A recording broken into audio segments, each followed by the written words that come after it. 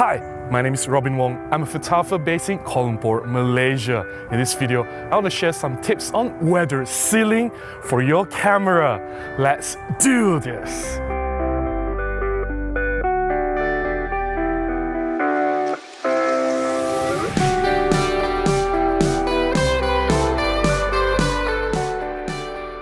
Before we start, here are some important disclaimers. I do not claim to be an expert when it comes to weather sealing. I don't know everything, and I have limited experience shooting the camera in harsh conditions. This is a tropical weather here in Malaysia. Obviously, we don't have snow, so I will not comment on the freeze-proof part of the camera. I will also not talk about the dust-proof because I haven't been shooting in dusty conditions a lot. But during my years of shooting professionally as a photographer, I have encountered severe, heavy downpour, and I've been caught in the rain a lot. And there were times when I was shooting weddings or events, and it was happening during rain, and I was in the rain with my camera and lenses, and I have survived. So based on my experience, I'm sharing some practical tips on handling the splash-proof part of the weather sealing on your camera. Tip number 1, make sure all openings on the camera are closed. When you're about to head into a harsh shooting environment, whether it's dusty or you encounter some splash like you're shooting in the rain, make sure that all the ports, all the openings on the camera are properly sealed off. Whether it's the memory card door, battery door, it may sound really obvious, the side openings for the HDMI connections or the USB connections, any opening, any ports, make sure they are shut and sealed. It just takes one not properly closed, say the memory card door wasn't properly closed, then the water or dust or whatever in the environment will go in, and that's all it takes to destroy the camera. You may have a really high grade weather sealed camera, but if you didn't take proper care in making sure all these gaps and openings are properly closed, it is also no use. Tip number 2, make sure that your camera is not too old. Age actually matters when it comes to weather sealing, especially when it comes to water and dust proof design of the camera. How it works is that every part of the opening or any gaps on the camera are sealed with rubber. And rubber seal, over time, it will lose its integrity. They disintegrate. After 10 years, 20 years, the rubber seal does not last forever. So if you have a camera that's 10 years old, 15 years old, although the camera is rated weather sealed, do be very careful if you're using the camera in harsh conditions. I'll say, for example, maybe the Olympus OMD EM5, the original, which was released in 2012, that's 10 years from today, that may not be the best camera to use in a situation where you need to fully depend on the camera to survive. Any cameras that's more than 5 or 6 years, I'll be very careful. I do have the EM1 Mark II, the OMD, which is very highly rated for weather sealing, and I do trust the camera still today, but I wouldn't depend on that just one camera. Of course, if you buy any new cameras today, like the EM1 Mark III or the OM1 from Olympus, that's not an issue. Just be careful. The longer the camera is, even if you take care of the camera, if you don't do anything to the camera, even if you don't use the camera at all, the rubber seals will still be destroyed and they'll disintegrate over time, which will compromise the weather sealing on the camera. Tip number 3. Weather seal does not mean that the camera is waterproof and it is not moisture proof.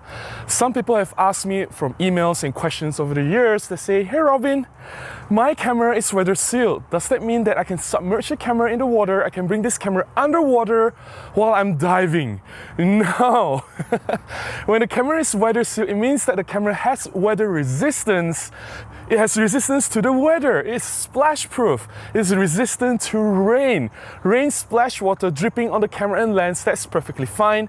That doesn't mean that the camera is waterproof. Waterproof means that you can submerge the camera into the water.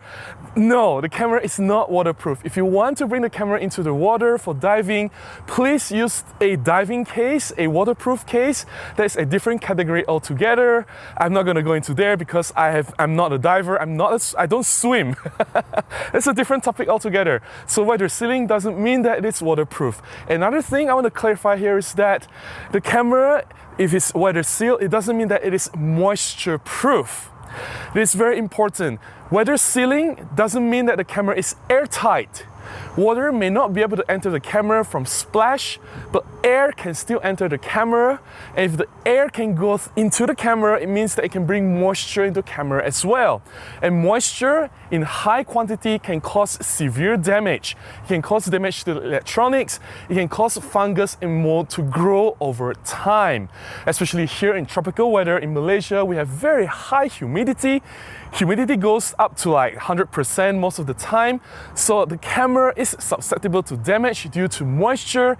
And just because the camera is weather sealed, it doesn't mean that it's resistant to moisture in the air. A solution that I can propose to you is to invest in a dry box, where if you store your equipment inside the dry box will regulate the humidity, it will keep the humidity down, and that will definitely prevent things from growing in the camera when you are not using them. Tip number 4, send in your camera for servicing from time to time. This is especially important if you use the camera in harsh conditions like in dusty environment, or you use it a lot in rain, and even especially if you expose the camera to salt water or seawater, right? If you're shooting in ocean environment, then I think it is very wise to just send in the camera just for checks. Even if there's nothing wrong with the camera, then the technicians or the engineer at the service center will be able to advise you if the integrity of the weather sealing is compromised, if there's any repair necessary, if there's anything they need to fix to make sure that your camera's weather sealing is working in tip-top condition. I know a lot of people will think, there's nothing wrong with the camera, right? Why should I send it to the service center? Maintenance and servicing is not just necessary when there's something wrong with the camera. I think it's an ongoing thing. Maybe once a year, if you don't do anything too serious, if you haven't done anything crazy, once a year, every once in a while, bring the camera in. Ask the engineers to have a look. Who knows? There might be some problem you're not aware of, and they'll be able to fix it for you on the spot. Before I talk about the last tip, I want to share a true story which happened many years ago. This incident happened when I was working for Olympus as a product specialist. One of the influencers came to us and he wanted to borrow our Olympus Pen F. At that time it was just launched, and he wanted to bring the Olympus Pen F and some lenses to Iceland.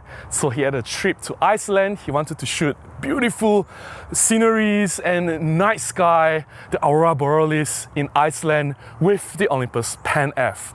So of course he came to our office and I met up with him. I gave him some briefing on important settings like how to use live composite to optimize his use of the Olympus Pen F. But at the same time, I also provided him with a backup, the Olympus OMD EM1. I said that, hey, these two cameras are very similar. One big difference is that the Olympus EM1 is weather sealed and it is freeze proof. So if anything happens, let's say the Pen F doesn't start, or it can't operate in a really cold environment, there's a reason why they call it Iceland, right? So I was very sure that if the Pen F fails, the EM1 will be a great backup. So I gave him the Pen F, the EM1, and a few weather sealed lenses for him to bring to Iceland and take some nice photographs. And you know what? While he was in Iceland, he posted something to his social media. He said, my Olympus Pen F died on my first day of use. It couldn't survive this cold weather. Such a lousy camera. And then of course his followers will say, wow, I didn't know Olympus cameras are so useless in such harsh conditions. I was like, what the F? I gave you a backup camera and you ignored that, and you dare to say and complain that when the Pen F fails and you say that it's not a reliable camera? Like, seriously? And I told you that the Pen F, there's a chance that the Pen F may not survive in harsh conditions because that is not a weather sealed camera, and I gave you one. Why don't you bring it with you? Of course he didn't bring it with him because, I don't know, some people think that it's not important to have a backup, which brings me to my last tip. always have a backup. If you know that you're going to shoot in a really harsh environment, something might go wrong. The camera, any cameras out there, even the most expensive ones, may not be 100% foolproof. It is important for you to have a backup, especially if you are a professional photographer. You must have a backup. Even if you are not a professional photographer, if you're going on a holiday, maybe it's a once-in-a-lifetime holiday, a trip to Iceland. Not a lot of us Malaysians can afford such an expensive trip, right? So for a once-in-a-lifetime trip, bring a backup. You may not be able to afford another EM1 Mark III or the OM1 or this high-grade camera, but do consider bringing something a lot cheaper and yet still super reliable. For example, the Olympus TUF series cameras, TG5, TG6. If you cannot afford the latest TG6, you can always go back to the TG5 or even the TG4.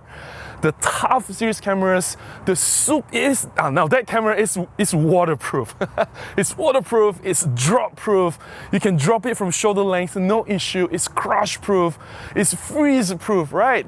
And if all else fails, that TUF camera can still be a very good backup. Remember, backup is very, very important. That's all the tips I have to share about weather sealing on your camera. I hope you found some of them beneficial to you. If you do, please consider buying me a cup of coffee, or you can contribute directly to my PayPal. Links in the description below on how you can do that. Any small contribution goes a long way. It will definitely help me to continue making similar content and publish them right here. Please give me a thumbs up, comment and share, and I'll definitely see you again in the next one. Until then, remember to go out and take more photographs. Bye-bye.